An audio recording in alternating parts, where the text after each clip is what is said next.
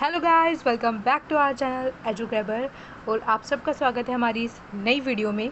जैसे कि आप सबको पता है कि हम एक प्रीवियस ईयर सॉल्व पेपर्स की एनालिसिस चला रहे हैं, बिकॉज बहुत सारे एंट्रेंस पेपर अब आने वाले हैं और किसी भी एंट्रेंस को क्रैक करने के लिए जो सबसे अच्छी स्ट्रैटेजी का सबसे पहला आप कदम भी बोल सकते हो तो वो होना चाहिए प्रीवियस ईयर पेपर्स का एनालिसिस।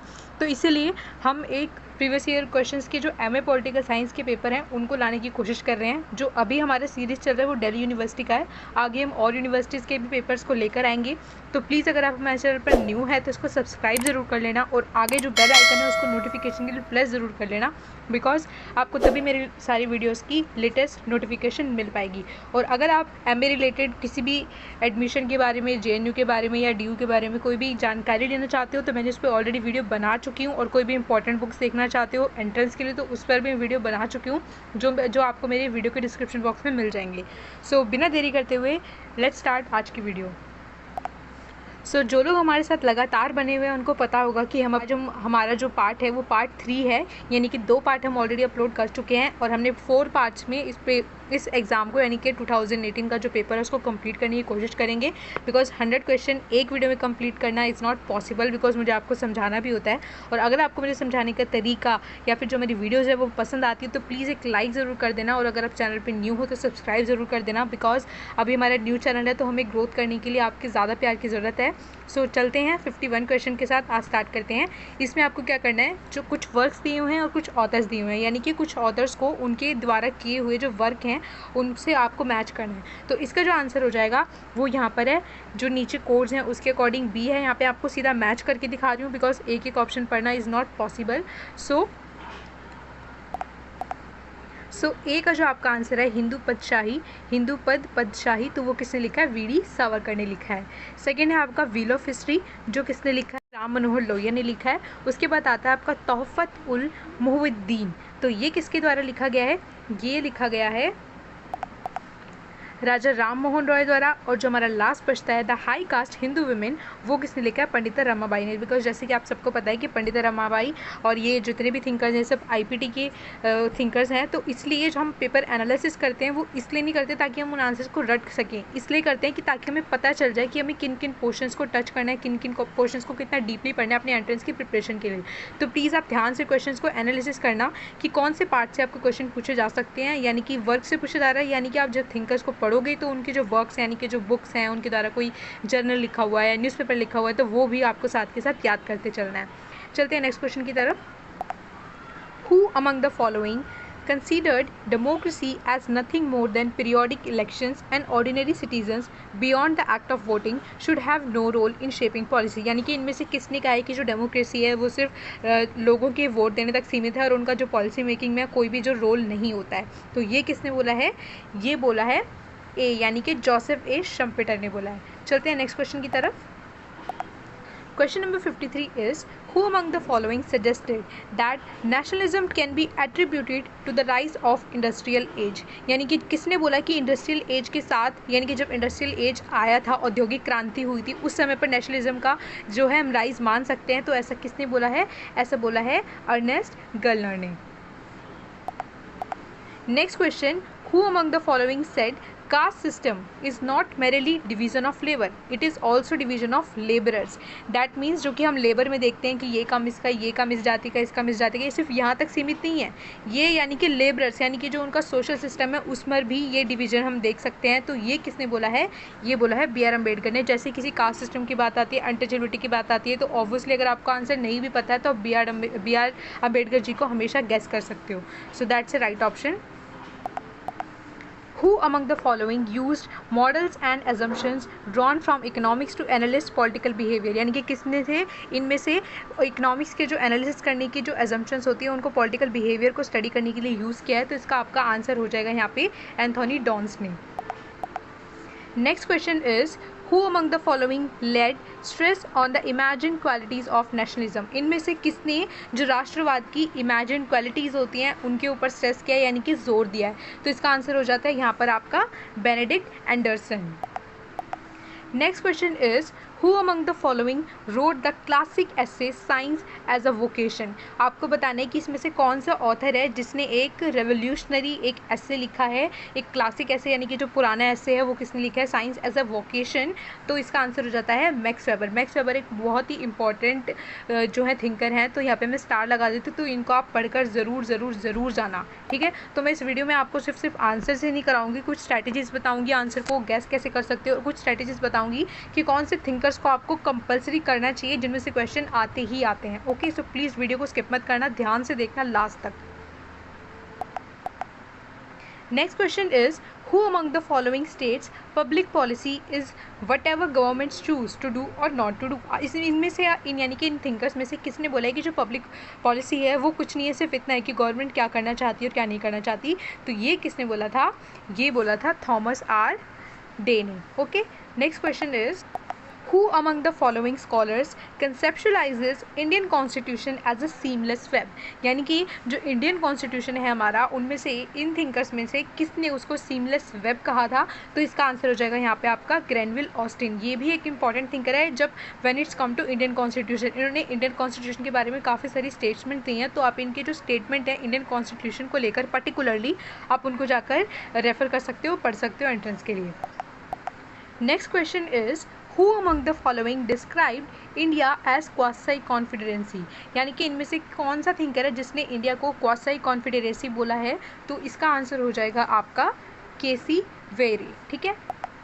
सो इंडियन कॉन्स्टिट्यूशन को लेकर काफ़ी सारे थिंकर्स ने अलग अलग विचार दिए हैं, तो आपको अगर हो सके आपके पास टाइम हो इतना, तो आप इंडियन कॉन्स्टिट्यूशन को लेकर जो अलग अलग विचार रहे हैं अलग अलग थिंकर्स को, उनको भी आप रेफर कर सकते हो एंट्रेंस के लिए।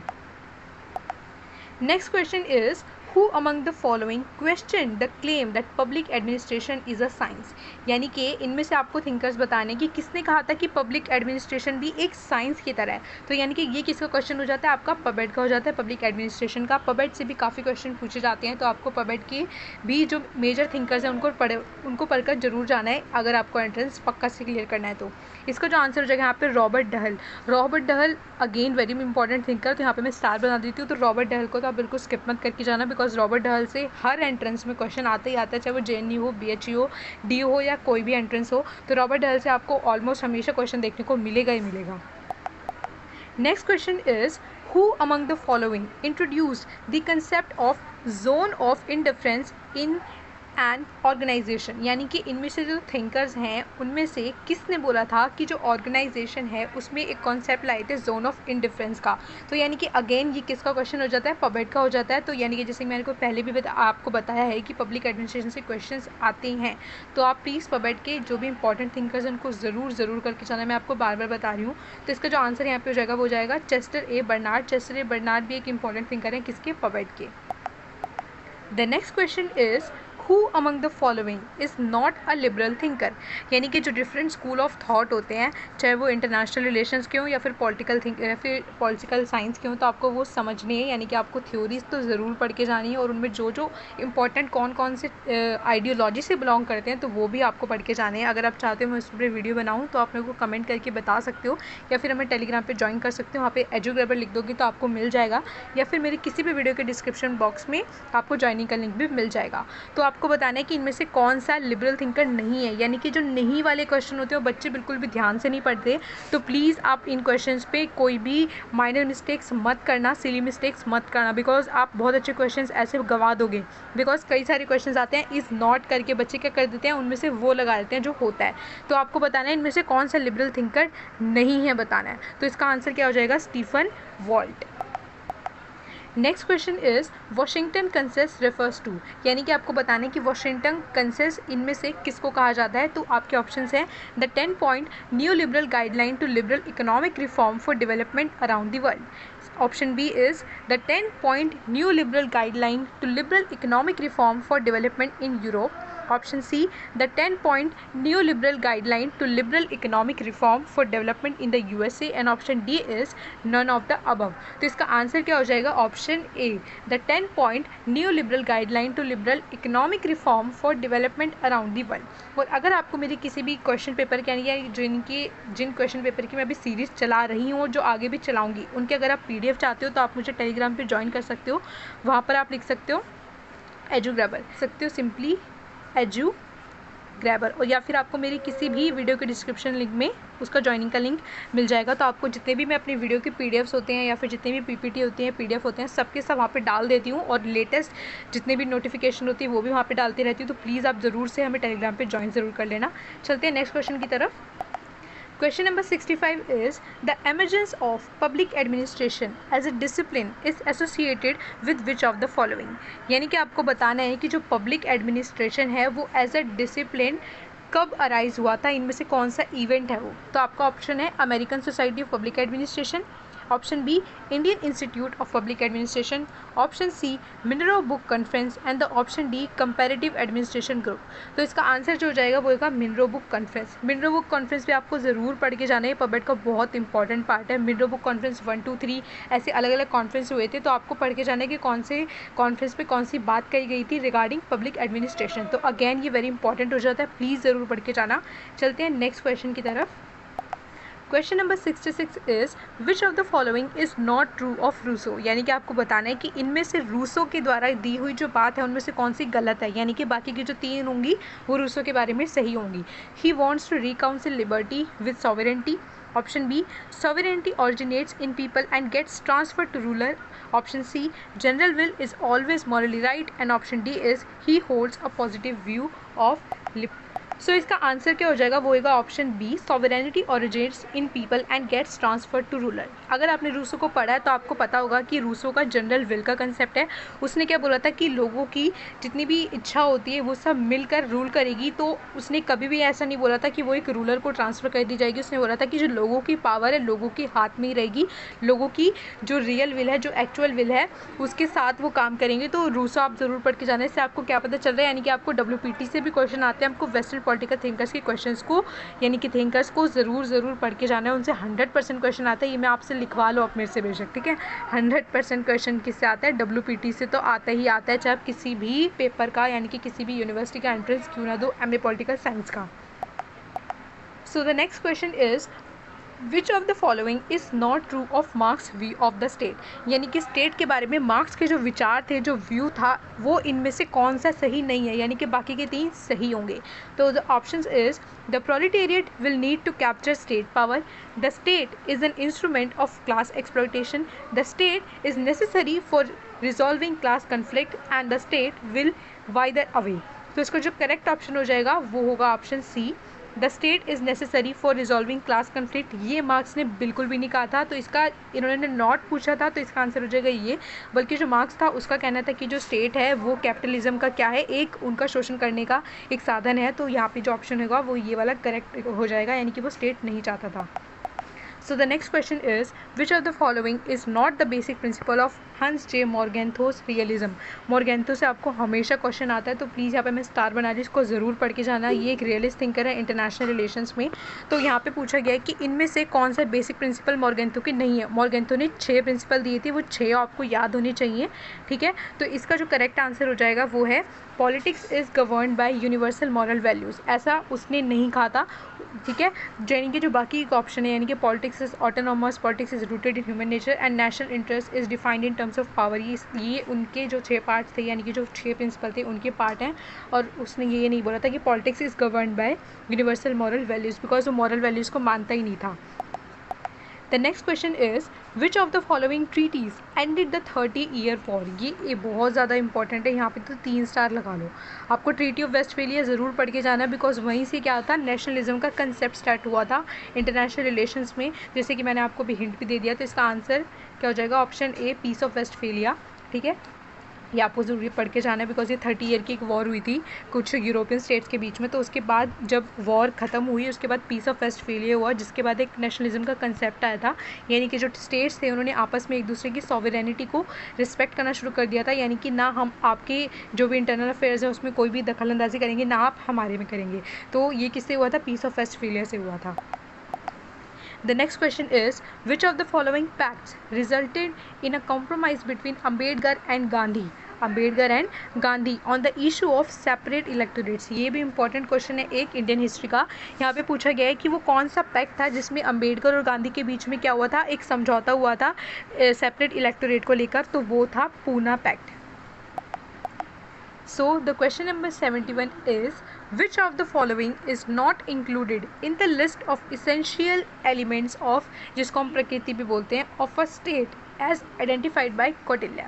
अगर आपने कौटिल्य को पढ़ा होगा आईपीटी में, तो कौटिल्य की जो थ्योरी है उसको बोलते हैं हम साप्तांग। क्या बोलते हैं? साप्तांग।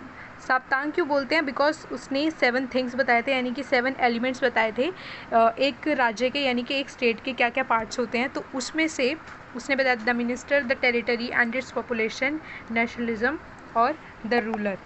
तो यहाँ पर जो आपका करेक्ट आंसर हो जाएगा वो हो जाएगा नेशनलिज्म, बिकॉज वो था कौटिल्य था, उसने नेशनलिज्म की बात नहीं की थी। नेशनलिज्म का कंसेप्ट तो बहुत बाद में आया था यूरोप में, और कौटिल्य एक बहुत ज़्यादा पुराने थिंकर हैं, तो नेशनलिज्म का कंसेप्ट कौटिल्य ने अपने साप्तांग थ्योरी के अंदर नहीं दिया था।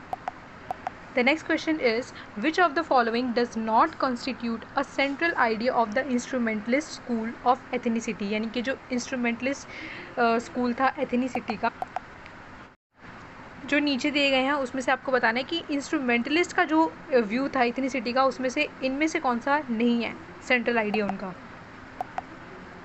सो the answer is A, is based on shared blood and shared ancestry, उन्होंने नहीं कहा था। Sorry, ancestry, shared ancestry. So the next question is, which of the following is not a feature of Ram Manohar Lohia's concept of सप्त क्रांति, यानी कि जो राम मनोहर लोहिया थे उन्होंने एक कंसेप्ट दिया था सप्त क्रांति का। क्या दिया था कंसेप्ट उन्होंने यहाँ पर? सप्त क्रांति का। तो आपको बताना है उन सप्त क्रांति में से कौन सा इनमें से फीचर नहीं था। नहीं, ठीक है, इस नॉट पर ज़रूर ध्यान देना, बिकॉज मोस्टली बच्चे यही क्वेश्चंस गलत करके आते हैं जहाँ पे नॉट लिखा होता है। ठीक है, तो ऑप्शंस मैं आपके लिए पढ़ देती हूँ। A, violent revolution, B, emancipation of women, C, abolition of caste and D, economic equality. So इनमें से जो उनका सप्तांग क्रांति का एक फीचर नहीं है तो वो हो जाता है वॉयलेंट रेवोल्यूशन। जो राम मनोहर लोहिया थे वो वॉयलेंट रेवोल्यूशन की बात नहीं करते थे, बाकी तीनों की बात करते थे, यानी कि वुमेन का इमेंसिपेशन भी चाहते थे, कास्ट को हटाना भी चाहते थे, और सबके लिए इकोनॉमिक इक्वालिटी भी वो चाहते थे। The next question is, which of the following statements is not true of Hobbes. ठीक है, यानी कि आपको बताना है कि जो हॉब्स था, यानी कि जो WPT का थिंकर हैं हॉब्स, उनका इनमें से कौन सा ठीक नहीं है, यानी कि उनसे संबंधित जितनी भी बातें लिखी हुई हैं इनमें से कौन सी गलत है हॉब्स के बारे में। So the A is, there is no occasion for disobeying the sovereign. Option B, sovereign is a product of a pact. Option C, sovereign must be absolute और nothing. Option D is, law is command of the sovereign. यानी कि जो इसका correct option हो जाता है यहाँ पर वो हो जाता है A, there is no occasion for disobeying the sovereign. ठीक है, तो यानी कि उन्होंने बोला था कि ऐसा नहीं है कि जब जो सॉवरेन होगा, जिसको हमने अपने नेचुरल स्टेट के बाद, यानी कि प्राकृतिक अवस्था से निकलने के बाद जिसको हमने अपनी सारी की सारी पावर्स दी हैं, अगर वो हमारे जो प्राकृतिक अधिकार हैं या फिर जो हमारे कुछ इंपॉर्टेंट अधिकार है, अगर उनके लिए वो काम नहीं करता है या फिर उनके अगेंस्ट कोई लॉ बना देता है, तो हम उसको डिसओबे भी कर सकते हैं सॉवरेन को। तो ये बात उनके बारे में गलत लिखी गई है। ठीक है, तो ये उन्होंने नहीं बोला था कि हम उसको डिसओबे नहीं कर सकते। So the next and last question for this video is, which of the following statements best describes the scientific character of the comparative politics। यानी कि जो comparative politics में scientific character दिखाए गए हैं वो इनमें से कौन सी बात उसको बिल्कुल अच्छे से describe करती है। Option A is, comparative political analysis is basically reducible to ideology and opinions. Option B is, comparative political analysis is a type of science that probably cannot produce knowledge of the same degree of certainty as in the physical sciences. Option C, comparative politics analysis is a non-explanatory mode of science. Option D is, comparative political analysis is just like the physical sciences in its ability to produce certain knowledge. तो इसका जो answer हो जाता है वो हो जाता है ऑप्शन बी, यानी कि comparative politics is a type of science that probably can not produce knowledge of the same degree of certainty as in the physical sciences. Because physical sciences में क्या होता है कि वहाँ पर तो आपके अलग अलग मॉडल्स होते हैं और उसमें क्या बोलते हैं अलग अलग नॉलेज को, यानी कि अलग अलग डिग्री की सर्टेनिटी को आप प्रोड्यूस कर सकते हो, लेकिन कंपैरेटिव में नहीं हो पाता, because comparative is the study of different things, यानी कि आप अलग अलग चीज़ों को कंपेयर कर रहे हो, तो सेम डिग्री के जो रिजल्ट्स होते हैं, यानी कि जो नॉलेज होते हैं वो प्रोड्यूस नहीं की जा सकती किसमें, कंपैरेटिव पॉलिटिक्स में। सो आज की वीडियो के लिए इतना ही। अगर आपको हमारी वीडियोस अच्छी लगती हैं तो प्लीज़ उनको लाइक, सब्सक्राइब एंड शेयर ज़रूर कर देना, अपने फ्रेंड्स के साथ शेयर ज़रूर करना, बिकॉज एंट्रेंस टेस्ट सबको देना है, आपके फ्रेंड्स भी आपके साथ देंगे तो उनकी भी हेल्प हो जाएगी। और अगर आप हमारे चैनल पर न्यू हो तो इसको सब्सक्राइब ज़रूर कर लेना और आगे वाले बेल आइकन को प्रेस कर देना ताकि हमारे लेटेस्ट वीडियोज़ की नोटिफिकेशन आप तक पहुँच जाए। सो थैंक्स फॉर वॉचिंग, और मेरी बाकी की पिछली वीडियोज़ आप मेरे डिस्क्रिप्शन बॉक्स में जाके चेक कर सकते हो।